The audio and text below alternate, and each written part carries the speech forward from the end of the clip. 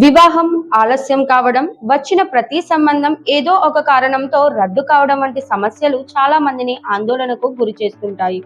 జ్యోతిష్య శాస్త్రం ప్రకారం ఇటువంటి పరిస్థితులకు కొన్ని గ్రహ స్థితులు కారణమవుతాయని పండితులు చెబుతున్నారు. ముఖ్యంగా రాహువు ప్రతికూల ప్రభావం ఉన్నప్పుడు వివాహ సంబంధాల్లో అడ్డంకులు, అపార్థాలు, కుటుంబ సభ్యుల నుంచి వ్యతిరేకత, అనుకోని ఆటంకాలు ఎదురయ్యే అవకాశం ఉంటుందని జ్యోతిష్య నిపుణులు పేర్కొంటున్నారు.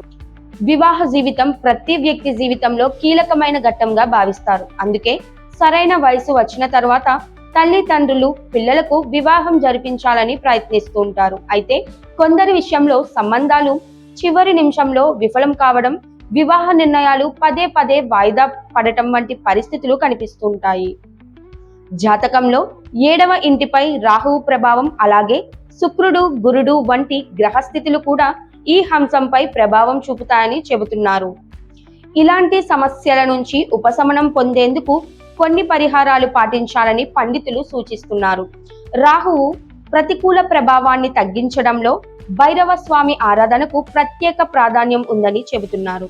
శనివారం లేదా ఆదివారం భైరవ ఆలయాన్ని సందర్శించి ప్రార్థనలు చేయడం మంచిదని సూచిస్తున్నారు. అలాగే ఆవ నూనె, నల్ల నువ్వులు, పువ్వులను దానం చేయడం శుభ ఫలితాలను ఇస్తుందని విశ్వసిస్తున్నారు. అదేవిధంగా ఓం బ్రం బ్రీం బ్రూం సహ రాహవే నమః అనే మంత్రాన్ని ప్రతిరోజు లేదా శనివారం ఉదయం 108 సార్లు జపించడం ద్వారా రాహువు అనుకూలత లభిస్తుందని చెబుతున్నారు. శనివారం పేదలకు నల్ల నువ్వులు, నల్ల మినువులు, దుప్పట్లు వంటి వస్తువులు దానం చేయడం కూడా మంచిదిగా భావిస్తారు. అలాగే కాకులు, నల్ల కుక్కలు మరియు ఇతర జంతువులకు ఆహారం పెట్టడం ద్వారా రాహువు దోష ప్రభావం తగ్గుతుందని విశ్వాసం ఉంది.